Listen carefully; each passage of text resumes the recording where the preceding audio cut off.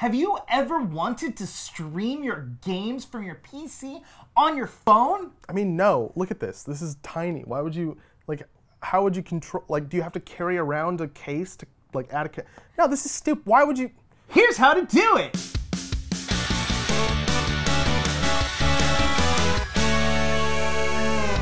Hey everyone, welcome to Game Gorgon. My name's Indigo. And I'm Krug. And today we're going to be talking and giving you kind of like a breakdown of streaming PC games to your phone. Yep, using the new Steam Link app, which isn't released yet, but we'll get to that. There's also a second app called the Steam Video app, because apparently they're just... I forgot what... I thought they were going to be so different from each other. No. The Steam Link app and then the Steam Video app. Let's talk about the Steam Link app first. It's scheduled to launch the week of May 21st. Okay. Which is interesting, 2018. And it's designed so that you can, if you're on the same network as your computer, play games from your computer on your phone. So there's a lot of kind of details that we aren't aware of yet because we don't have a working version of the app to play with, and we don't have any footage or anything. It's literally just a press release on the Steam page saying, hey, we're coming out with these two apps. Everybody talk about it for us, please. So that's all we have to work with. We do know a couple of things though. Device support is pretty much exactly what you'd expect. It's going to be Android phones and tablets. They didn't list specific models because that's like infinity.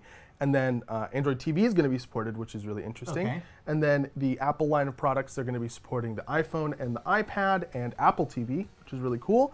And then for Windows Phone, there's no Windows Phone support. Are you kidding? Of course there's no Windows Phone support. There is one part about this whole experience that I'm worried about though. Okay. The device support's good, but the network support is really restrictive, I think. Not really restrictive, it's actually pretty reasonable, but it's just, I think it's going to be difficult for an average person to assess whether or not they comply with the network requirements. Then the next question you have to ask yourself, is the average person going to want to stream PC games onto their phone and or tablet? Dropped. The requirements are, if you're using Wi-Fi, it has to be 5 gigahertz, or you can use a wired connection. It's not that complicated, but I don't think it's safe to say that no one's going to have the issue where they download the Steam Link app and they're connected to 2.4 gigahertz Wi-Fi and it just doesn't work for whatever reason. And, you know. I think this could be interesting. I'm not thinking phone. I think phone's dumb. Agreed. 100%. But tablet's okay. And that having been said, there is support for peripherals, right? So you can use the Steam controller, which is just a Bluetooth device, right? So you can just connect it to anything, and that, according to Steam, will work with the games in your library.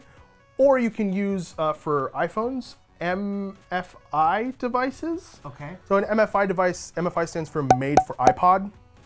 Speaking of iPod, apparently that acronym is still stupid. It should be made for iPhone now. Theoretically, you could carry around a compatible keyboard and mouse and have a little tiny stand and then have your little 6.5-inch screen and then be playing Counter-Strike on it. Yeah, I mean, I think that might be fun. Because there are some nights where I want a game, but I also want to spend time with TS. Yeah. And so it's we'll come out here and watch a movie, playing games on my and I'll play games on my phone or my tablet while I'm watching the movie. Yeah.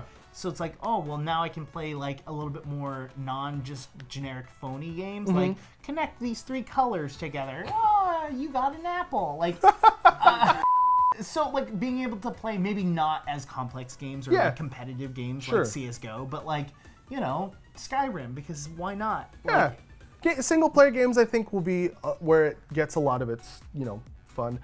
If for example somebody starts playing CS:GO competitively on their phone from their living room over Wi-Fi, people are gonna be mad. You're gonna have to have a filter option for unless you're really, really good. I mean, I don't even think that. That's a lot of variables, dude. I'm not super down.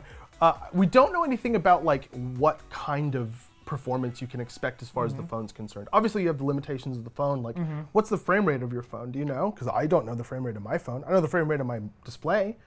And then what resolution, Like, what's the latency between the two? Is there going to be like There's way too many questions to even think about. Like, it's a lot, yeah. yeah, like I don't know how they're going to get good performance out of this. get good. I actually have a question.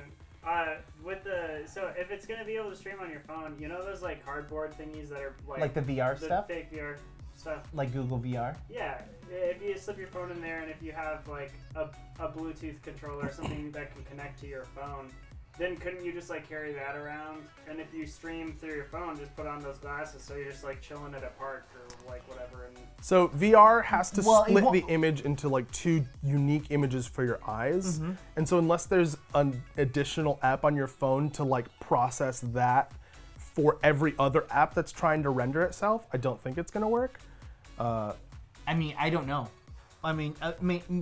That's a very logical like progression though. Like I could see that this is like a first step into doing it, and then be like, oh, by the way, you can also play. Like, you know how there's some apps for Steam VR, like the actual like VR headset as opposed to the phone version, where you can like just be in a theater and like see your desktop or like in outer space or whatever, and then like control the size of the screen. If something like that was created for iPhone, because that's basically a container for your like entire, you know, environment.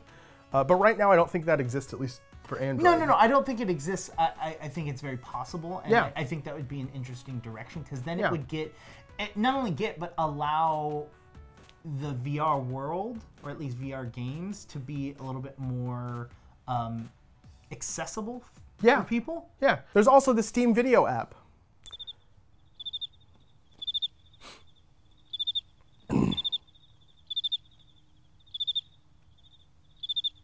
Head down to the comments. Let us know. Are you excited for the new Steam Link app? And video app. While you guys are down there, make sure to hit the subscribe button to unlock the exclusive to Q Times only bell icon, where you can get notifications for all of our future content. Because that's all the subscribe button does, is just unlocks that other button. After you do all of that, you can go over to Instagram and you can follow us there at Q Times. But then you can also start a conversation with us over on Twitter. Yeah. With me, it would be at IndigoQT. If you want to reach me, I'm at KrugQT on Twitter. You can also reach both of us at _Q Times on Twitter. We have been Game Gorgon. We'll see you guys tomorrow.